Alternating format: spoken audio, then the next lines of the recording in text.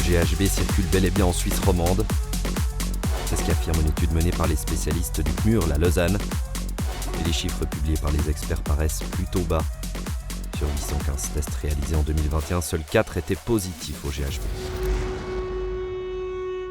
On confirme qu'il y a une utilisation récréative, mais comparé à d'autres stupéfiants, c'est de loin pas la molécule numéro 1.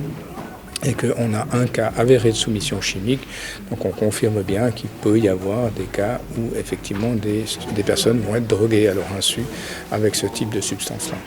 On est quasiment certain qu'on n'a vu qu'une partie, parce que beaucoup d'échantillons, et notamment dans les cas de blackout et d'agression sexuelle, n'ont pas été obtenus dans un délai qui nous permet de mettre en évidence le GHB.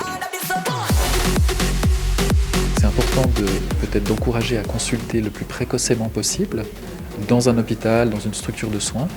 Et puis l'autre chose, c'est que nous, on doit être aussi efficace dans la réalisation du prélèvement au plus vite quand la personne arrive pour pouvoir documenter les choses.